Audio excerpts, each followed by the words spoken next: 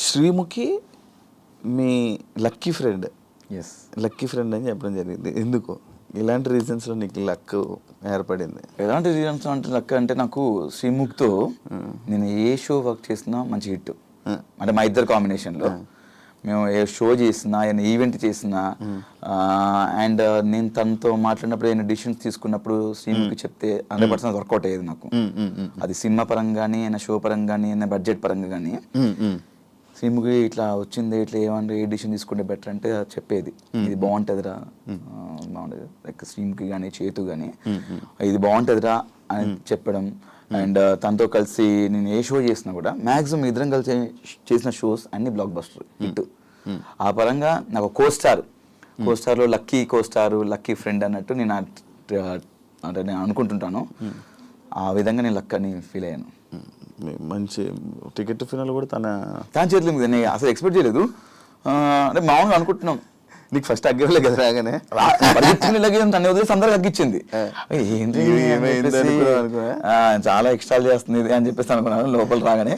తర్వాత అందరూ అయిపోయిన తర్వాత వచ్చి అగ్గిచ్చింది. టెలికాస్ట్ నేను చూడలేదు, వెంటనే ఇంకా గెలిచా టికెట్ ఫినాల్. అంటే లైక్ చెప్పాను కదా, దానికి ముందు 2 ఆడాను, 2 గెలిచాను. రెండిట్లో టాప్ నేనే, ఫస్ట్ పొజిషన్. అండ్ దాని తర్వాత తను వచ్చింది, తను 2 పెట్టింది. రెండిట్లో ఒక దాంట్లో సెకండ్ పొజిషన్ వచ్చాను. అండ్ ఇంకో దాంట్లో లాస్ట్ సెకండ్ వన్ ఫినాలే గెలిచేసాను, టికెట్ ఫినాలే. గౌతమ్ ఇప్పుడున్న టాప్ 2 ఏదైతే రన్నర్లో ఉన్నాడో అది డిజర్వా? డిజర్వ్ అంటే బేసిక్గా వైల్డ్ కార్డ్కి వచ్చి అంతవరకు రావడం అనేది నా దృష్టిలో విన్నర్ అన్నట్టే. ఎందుకంటే ఒక వైల్డ్ కార్డ్ 6th వీక్లో వచ్చి మేమందరం కలిసి వచ్చాము. మనడు గట్టిగా టగ్ ఆఫ్ వార్ ఆడుతూ, గేమ్లు ఆడుతూ టాస్క్లు ఆడుతూ, గట్టిగా ఫైట్ చేస్తూ, నామినేషన్స్లో ఫైట్ చేస్తూ అక్క వరకు వెళ్ళాం అనేది చాలా గ్రేట్. వైల్డ్ కార్డ్లో నాకు సెకండ్ పొజిషన్ అనేది నాకు దృష్టిలో వైల్డ్ కార్డ్గా ఒక విన్నర్ అండి శివ నా దృష్టిలో. రామ్ చరణ్ గారు నీ ఎక్స్పీరియన్స్ ఏంటి బ్రో? అది సూపర్ ఎక్స్పీరియన్స్ యాక్చువల్లీ. అక్కడ కూడా మీరు చూసినట్టయితే టెలికాస్ట్ చూసారేమో, నేను చూడలే యాక్చువల్లీ. అక్కడ జరిగింది ఏంటంటే ఉన్న 22 మంది 20 మంది ఇద్దరు స్టేజ్ పై ఉన్నారు. 20 మందిలో అందరినీ 1 by 1 అందరిని లేపి పరిచయం చేస్తున్నారు. రామచంద్ర గారికి పరిచయం చేస్తున్నారు నాకు సార్. అలా చేస్తున్నప్పుడు నన్ను స్కిప్ చేశారు మధ్యలో. అదేం సార్ స్కిప్ చేశారు అంటే మాట్లాడలేదు. అందరిని పరిచయం నాకు లాస్ట్ అని లేపారు. సార్ నేను ఉన్నాను సార్, నాకు అందరితో పరిచయం చేస్తే ఏముంటుంది అవినాష్, నువ్వు సెపరేట్ కదా అన్నారు. దాని తర్వాత ఇంకా నేను ఎత్తుకోవడమే చరణ్ స్వామి అని స్టార్ట్ చేశాను. చేసిన తర్వాత ఫుల్ నవ్వుకున్నారు. నాకు చాలా హ్యాపీ అనిపించింది. ఎందుకంటే రామ్ చరణ్ గారిని ఫస్ట్ టైం చూడడం, అంటే రియల్గా చూడడం, డైరెక్ట్గా చూడడం ఫస్ట్ టైం అనమాట. చాలా బాగుంది. ఇంకా వెళ్ళి పరిగెత్తుకు షూ తీసి సక్ చేసుకున్నారు. అంతా లేదు, టెలికాస్ట్ లేదంట.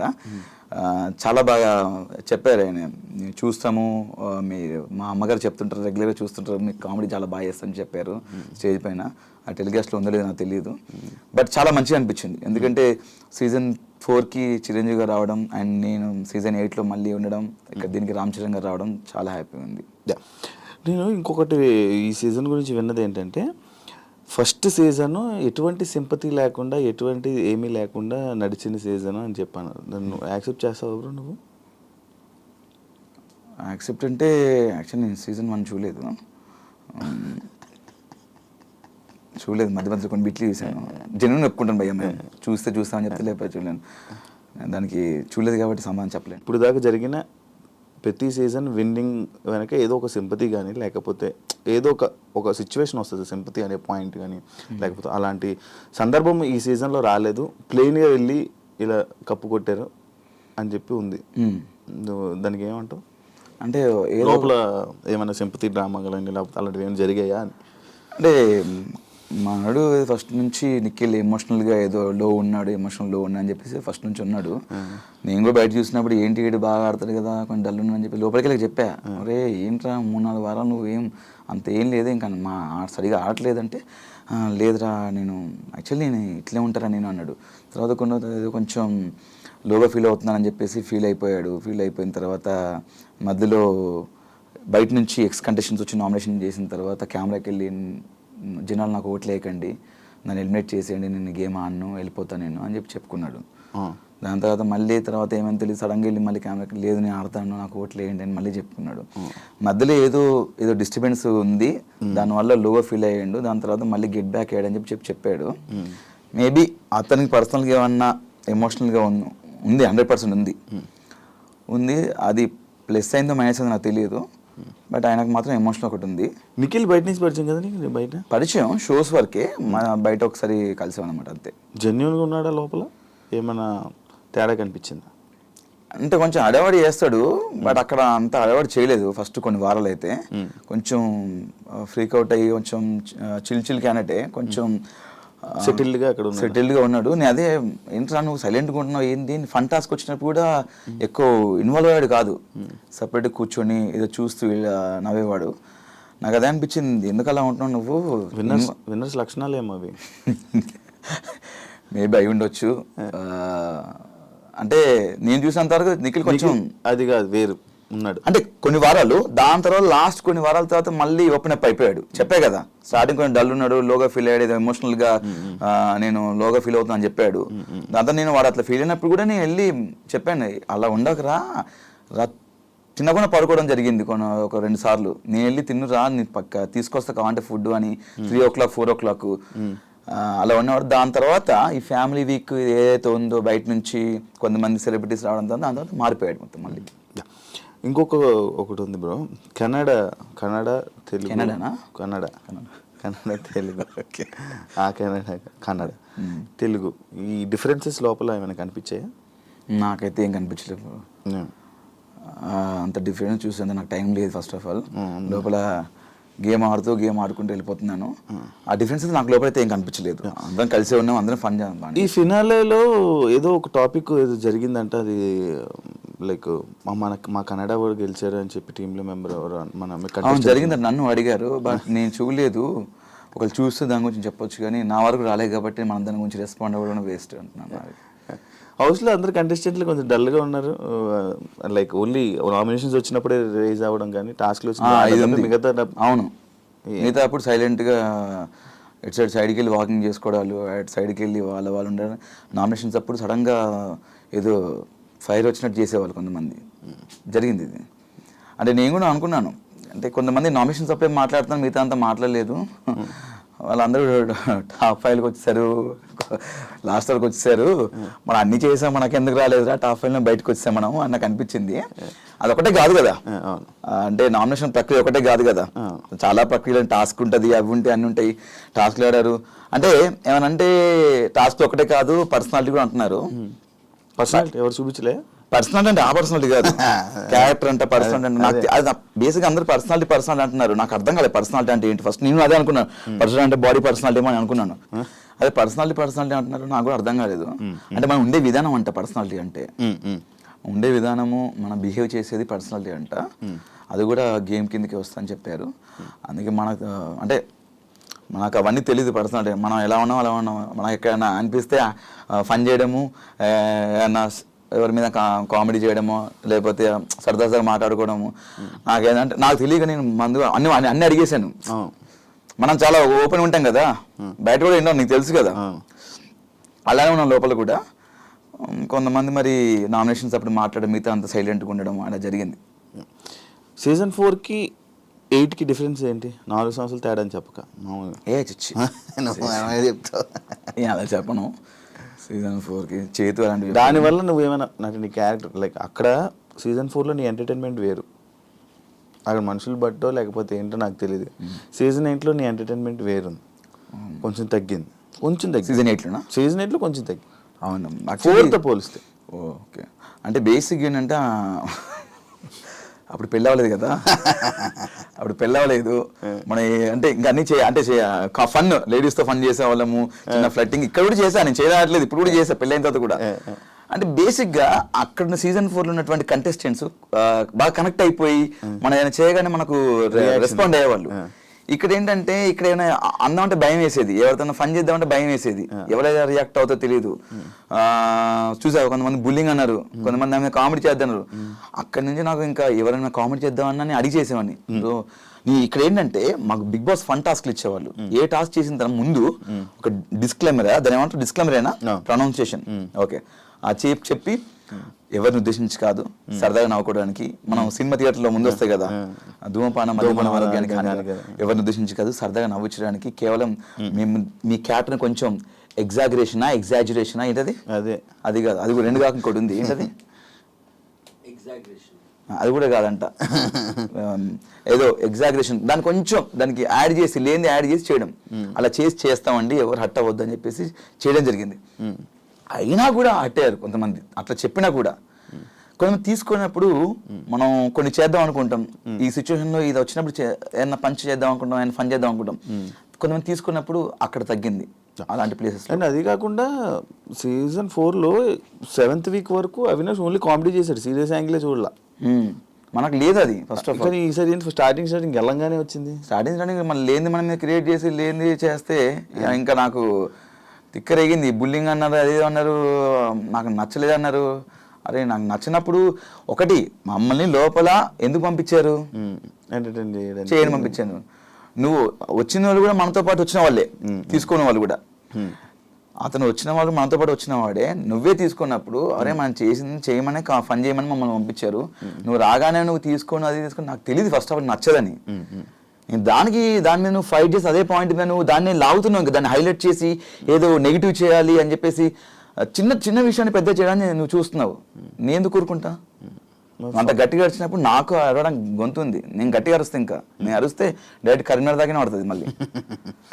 అందుకే అరిచింది తప్ప అక్కడ ఏదో పర్టికులర్ నేను పృథ్వీతో గొడవే కావాలని రేస్ చేసిన పాయింట్ అనుకోండి. పృథ్వీ దీని గొడవ లేకపోతే కావాలని రేస్ చేసింది ఆయన. ఫస్ట్ ఆఫ్ ఆల్ నేను చాలా నీట్గా మాడుతున్నాను, రారా అన్నాడు. నేను ఫస్ట్ ఆఫ్ ఆల్ రారా అన్న, నేను ఫస్ట్ నా ఇంటెన్షన్ ఏంటి ఉంటుందంటే ఎవరితో మాట్లాడి అన్న అని పిలుస్తా. అది చిన్నవాళ్ళు కానీ పెద్దవాళ్ళు కానీ అన్న చెప్పండి అన్న అని. నేచర్ అలాంటిది. నాతో ఫ్రెండ్స్ ఉన్నవాళ్ళు కానీ అందరికి తెలుస్తుంది మామూలుగా. అన్న అని పిలుస్తా కానీ వాడు వీడని ఎప్పుడు పిలను. అలాంటిది నువ్వు డైరెక్ట్ రా ఏంట్రా ఆరా అంటే వద్దు, రా అని వద్దంటే అంట అనరా, ఏం చేస్తావు రా అని పర్టికులర్ అంత అంటే నేను ఎందుకు తీసుకుంటే చెప్పు. అంటే నేను గట్టిగా అడిచాను. అయినా అక్కడ నువ్వు రా అంటే నేను రా అనలేదు, అది నా సంస్కారం కాదు. నేను చెప్పినా కూడా నాకు అంతమంది చెప్తున్నారు అలా అనొద్దు చెప్పినా కూడా అంటున్నానంటే అది మరి ఇంకా పైత్యమా లేకపోతే ఏంటో నాకు తెలియదు. ముందా బాండింగ్ బయట లేదు కట్ట అంటే ఇప్పుడా? ముందు లేదు, ఇప్పుడు కూడా లేదు నాకు. అంటే లైక్ అంత పెద్ద ఏం కనెక్ట్ అవ్వాలి పృథ్వీతో. కనెక్ట్ అవ్వాలంటే ఇంకా మళ్ళీ నార్మల్ టైంలో మంచిగా ఫన్ చేసేవాళ్ళం. మనోడు బాగానే మాట్లాడేవాడు. బయటికి వెళ్ళినాక మనోడు నాకు కాల్ చేయలేదు, నేను చేయలేదు. బయట కష్టపడి అదే లైక్ ఎలా అంటే తగ్గావు కదా ఏ విషయంలో? బాడీ విషయం. బాడీ తగ్గాను ఫుడ్ విషయంలో. అంటే లైక్ మనకు అలా ఉండేదన్నమాట. కొంచెం మధ్యలో స్టమక్ అప్సెట్ అయిపోవడం, ఫుడ్ డాక్టర్ ఇదే ఫుడ్ తినాలని చెప్పడం. అది ఏమైంది? ఆ సిచ్యువేషన్ ఏంటది? బయటికి వెళ్ళి వచ్చావు? బయటికి వెళ్ళాను. బేసిక్ ఏం జరిగిందంటే నాకు గత 3-4 డేస్ నుంచి స్టమక్ బాగా అప్సెట్ అయ్యి ఎలా అంటే ఇంకా అవ్వట్లేదు, చచ్చిపోయేంత పెయిన్ వచ్చింది, అవ్వట్లేదు. ఇంకా రోజు మెడికల్ రూమ్కి వెళ్తున్నాను. బేసిక్గా ఏదో ఫుడ్ నాకు పర్లేదంట. నేను బంగాళదుంప తినాను, బేసిక్గా బయట కూడా తినాను. అక్కడ బంగాళదుంప వచ్చేది, వాడు చేసేవాడు హరితేజ గారు చేసేవాడు, తినేవాడిని. అండ్ ఈ దాల్ పప్పు కూడా. అది లోపలికి వెళ్ళినాక వాళ్ళు సంథింగ్ 3 డేస్ నుంచి ఏదో బ్లడ్ తీసుకున్నారు, శాంపిల్స్ టెస్ట్లు వచ్చినాయి, రిపోర్ట్స్ వచ్చినాయి. అదే టెస్ట్లు చేశారు, రిపోర్ట్స్ వచ్చినాయి. మీకు చాలా ప్రాబ్లం అయ్యేటట్టుంది, ఇది మీరు వెళ్ళిపోవాల్సిందే, లేకపోతే మీకే ఫ్యూచర్లో ప్రాబ్లం అవుతుంది. నాకు తెలిసి మీరు వెళ్ళి ఒకసారి సర్జరీ చేసే సిచ్యువేషన్స్ ఉన్నాయని చెప్పారు. షాక్ నేను. అమ్మ వచ్చి 3 వారాలు అయింది, వెళ్ళిపోతానేమో. వెళ్ళిపోమన్నారు. ఇంకా బయటకు వచ్చేసి మెయిన్ గేట్ నుంచి అన్నారు. ఇంకా వీళ్ళేమో చెప్తే వీళ్ళు అంత ప్రాంక్ అనుకుంటున్నారు. మరి ప్రాంక్ కాదురా, నిజంగా బాబు వెళ్ళిపోమంటున్నారు. నమ్మలేదు. ఇంకా వాళ్ళందరూ ఏడుస్తుంటే నాకు ఏడుపు వచ్చేసింది భయంకరంగా. నేను ఏడ్చేసాను, వాళ్ళందరూ ఏడ్చారు. ఫస్ట్ హౌస్ మొత్తం ఏడ్చారు. పృథ్వీ నాతో గొడవ పెట్టి నన్ను ఒరే అన్న, వాడు పృథ్వీ కూడా ఏడ్చేశాడు. వెళ్ళి ఇంకా సారీ బ్రో, నేను అలా ఆ రోజు తప్పుగా అన్నాను అని చెప్పి అక్షణ సారీ చెప్పేసామని. It's okay bro, it's a part of game, మీరు తెలియక అంటారు, ఇట్స్ ఓకే అని చెప్పేసి వచ్చేసాను. బయటకు వచ్చిన తర్వాత అలా ఎలా అని చెప్పేసి నేను ఫైట్ చేసి నాకు మళ్ళీ టెస్ట్ చేయండి అని చెప్పి నేను ఊరుకోలేదు. మళ్ళీ టెస్ట్లు చేయించుకున్నాను, పర్లేదు, ఫుడ్ ఇన్ఫెక్షన్ అయింది, మెడిసిన్ ఇస్తే మెడిసిన్తో మీరు కంటిన్యూ వచ్చని చెప్పారు. మళ్ళీ లోపలికి వచ్చాను. ఒక 3-4 అవర్స్ తర్వాత మళ్ళీ లోపలికి వచ్చాను. 3-4 గంటలు బయట మళ్ళీ టెస్ట్లు అయ్యి ఇక్కడ నుంచి ముసుగు వేసారు, హాస్పిటల్ తీసుకెళ్ళి ముసుగు తీశారు, టెస్ట్లు చేశారు, ముసుగు వేసారు, తీసుకొచ్చారు.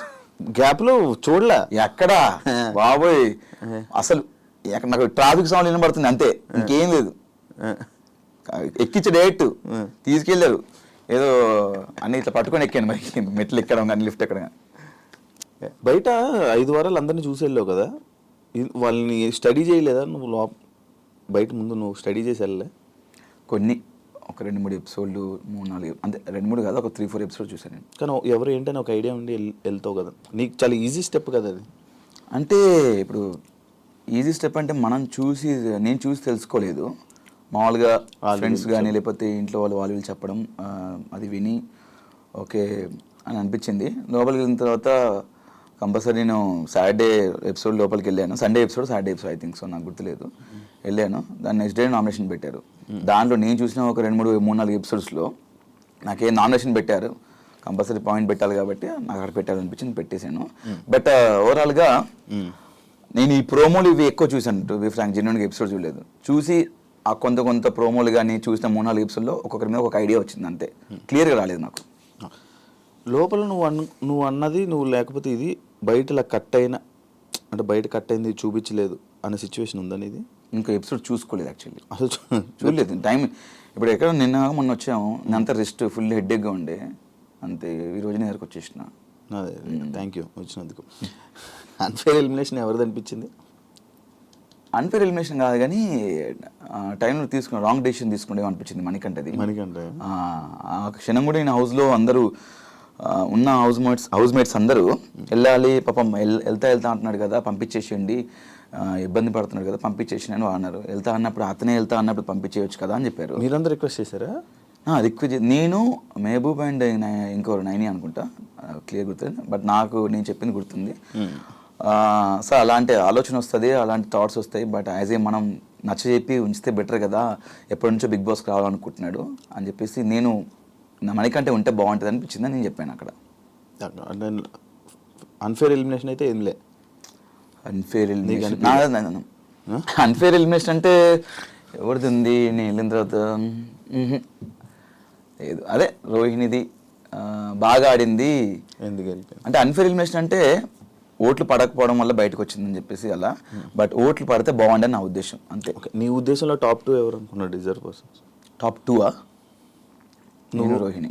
నువ్వు బాగా ఆడాము మేము, 100% బెస్ట్ ఇచ్చాము, టాస్క్ ఆడాము, అన్ని ఎవ్రీథింగ్ ఆల్రౌండర్గా ఆడాము, మేము గట్టిగా ఆడాము. మేము మీరు 24 గంటలు లైవ్ చూస్తే మీకు అర్థం అవుద్ది ఎంత ఆడామో, ఎంత కసిగా ఆడామో, ఎంత ప్రాణం పెట్టి ఆడామో మాకు తెలుసు. ఛానల్తో, స్టార్ మా ఛానల్తో ఎక్కువ ఇయర్స్ కలిసి జర్నీ చేయడం వల్ల కొంచెం సపోర్టు, కొంచెం నీ మీద ఎక్కువ ఇది పెట్టి నేను టాప్ 5 వరకు తీసుకుని వెళ్ళారు అనేది ఒక ఇప్పుడు రూమర్ నడుస్తుంది. దానికి ఏమైనా సమాధానం చెప్పాలనుకుంటున్నావు? రూమర్ నడుస్తుంది, ఓకే. నీకు అలాంటి సందర్భాలు ఒకవేళ అనిపించిన ఒక సిచ్యువేషన్ చెప్పు నాకు, అంటే తీసుకెళ్ళి పెట్టారు కదా అక్కడ, ఒక సిచ్యువేషన్ చెప్పు నాకు ఒకటి. నీకు అనిపించింది ఏమన్నా మామూలుగా? నాకు అనిపించలేదు. నీకు అనిపించలేదు? ఒకటి మొత్తం టాస్క్ నువ్వు వెళ్ళొచ్చావు బిగ్ బాస్కి, నేను వెళ్ళాను, ఒకసారి వెళ్ళొచ్చాను. ఒకవేళ స్టార్ మా బ్యాచ్ నాకు సపోర్ట్ చేయాలి అనుకుంటే గిట్ట డైరెక్ట్ విన్నర్ చేసి వచ్చి డైరెక్ట్ నన్ను టాప్ 5 ఎందుకు పెట్టాలి? డైరెక్ట్ నాకు కప్ ఇచ్చేసి 50,000 ఇచ్చేసి అన్ని కోరిక కదా టాప్ 5. అందుకు టాప్ 5 కోరిక అని అక్కడ చెప్పలేదే, విన్నర్ అవ్వాలని వెళ్ళాను నేను, విన్నర్ అవ్వాలని వెళ్ళాను, టాప్ 5 ఎక్కడ చెప్పలేదు నేను ఎవరితో షేర్ చేసుకో, ఎవరితో చెప్పలేదు. బట్ ఒకవేళ నాకు తీసుకెళ్ళి పెట్టారనుకుంటే డైరెక్ట్ కప్పి తీసుకొని నా చేతిలో పెట్టవచ్చు కదా స్టార్ మా. బేసిక్ ఏంటంటే ప్రతి వారానికి ఏం జరుగుతుందో మనకు తెలియదు, అక్కడ వచ్చిన హౌస్లోకి ఎవరు రారు, ప్రతిదీ మీకు 24/7 లైవ్ ఉంటుంది. ప్రతి టాస్క్లు మాకు ఆ క్షణం మేము గార్డెన్ ఏరియాకి వెళ్తే కానీ తెలియదు మాకు. నా టాస్క్ నేను ఆడాను, నా కష్టం నేను పడ్డాను, నేను కష్టపడే ఆట ఆడి నా స్వతహాగా నేను టాప్ 5లో ఉన్నాను. ఇక్కడ ఎవ్వరు నాకు సపోర్ట్ చేయలేదు. ఒకరు సపోర్ట్ చేసి ఒకరు నాకు ఇస్తే నేను నాకు వద్దని చెప్తాను, అది ఎక్కువ రోజులు ఉండదు. ఈరోజు నా కష్టంతోనే గత 12 సంవత్సరాల నుంచి ఈరోజు ఈ స్థాయిలో ఉన్నాను. దాని తోడు ప్రేక్షకులు చూపించే అభిమానం, ఆ బ్లెస్సింగ్స్ నాకు ఇంకా హెల్ప్ అయినాయి. వాళ్ళు నాకు చేశారు, నన్ను ఈ స్థాయిలో పెట్టింది ఆ ప్రేక్షకుల అభిమానం, వాళ్ళ సపోర్టు, వాళ్ళ బ్లెస్సింగ్స్, అంతే తప్ప. సీజన్ 8 గురించి ఏం చెప్పాలనుకుంటున్నాం? మంచి సీజను బాగుంది, మంచి ఎక్స్పీరియన్స్. అంటే నేను ఇంకా సీజన్ 8 గురించి లోపల జరిగి చెప్పగలుగుతా కానీ బయట నేను ఏం చూడలేదు కాబట్టి నేను చెప్పలేను. అంటే ఎపిసోడ్స్ అన్ని చూడలేదు కాబట్టి బయటకు వచ్చి చూసావు. అంటే నాకు సీజన్ 4 అంటే నా సీజన్ 8 గురించి పక్కన పెడితే నేను సీజన్ 4 కూడా చేశాను కాబట్టి నాకు సీజన్ 8 కంటే సీజన్ 4 మంచిగా అనిపించింది నాకు. అంటే ఉన్న కనెక్షన్స్ కానీ అక్కడ ఉన్నటువంటి టాస్క్లు కానీ ఫన్ కానీ అంటే ఇక్కడ ఎందుకో ఎక్కువ కనెక్ట్ అవ్వలేదు చాలామంది. అంటే అదే తెలీదు, టాస్క్ల విషయంలో కూడా కొన్ని ది బెస్ట్ చేయవచ్చు కానీ కొంతమంది సహకరించకపోవడం లోపల అనిపించింది. అంటే అంత ర్యాప్ రాలేదు, 10 వారాలు ఉన్న రాలా, కొంతమంది వచ్చింది. బట్ సీజన్ 4 నాకు అందరితో వచ్చింది. నాకు అందరితో ఇప్పటికీ స్టిల్ అందరితో ఇంకా టచ్లో ఉంటాము, మాట్లాడుకుంటాము. బట్ లోపల ఇప్పుడు రాగానే తిప్పి కొడితే మళ్ళీ నేను, తేజ అండ్ రోహిణి, ప్రేరణ వాళ్ళు కాల్ చేస్తారు. అంతే అంతే ఇప్పటివరకు చేసి వచ్చి 2 days అవుతుంది వాళ్ళే కాల్ చేయడం కానీ. అండ్ ఇన్ఫ్యాక్ట్ ఇంకో విషయం ఏంటంటే నేను వెళ్ళినప్పుడు బేబక్క లేరు. బేబక్క కానీ అభయ్ కానీ వీళ్ళందరూ వాళ్ళు ఫోన్ చేసి మాట్లాడడం, మంచిగా వాళ్ళు కలవడం వాళ్ళు చేస్తున్నారు మంచిగా. నేను వెళ్ళేటప్పుడు వాళ్ళు లేరు, వాళ్ళు బయట ఉన్నారు. వాళ్ళు బాగా కలుస్తున్నారు. బాగా ఆడారు భయ్యా, మీరు నిజంగా మీరు విన్నర్ అవుతాం అనుకున్నాం, చాలా ఎంటర్టైన్ చేశారు భయ్యా అని బాగా అప్రిషియేట్ చేశారు వాళ్ళు. ఫస్ట్ నేను 5 వారాలు ఏవైతే ఎలిమినేట్ అయ్యారో సీత కానీ, బేబక్క కానీ, అండ్ ఆదిత్య ఓం గారు కానీ, శేఖర్ భాష గారు కానీ వాళ్ళు బాగా నాతో కలిసిపోయారు. నేను పోయిన తర్వాత ఉన్న లేదా వాళ్ళే కలవట్లేదు. మళ్ళీ వస్తుందేమో త్వరలో ఫోన్, చూద్దాం. అంటే వాళ్ళకి ఒక టైం కావాలి, వాళ్ళకి ఒక స్పేస్ తీసుకుంటున్నారు కావచ్చు. లోపల ఉన్నప్పుడు బయట ఉన్న వాళ్ళని ఎవరు మిస్ అయ్యో? అను తప్ప మందు అది అడిగిసావు లోపల. ఎందుకంటే అది బేసిక్గా నా ఫ్రెండ్స్తో నేను మామూలుగా కూర్చుంటాను. ఇది మిస్ అయ్యంటే వాళ్ళని కూడా మిస్ అయ్యే. ఫ్రెండ్స్ని ఎవరిని మిస్ అయ్యాయి?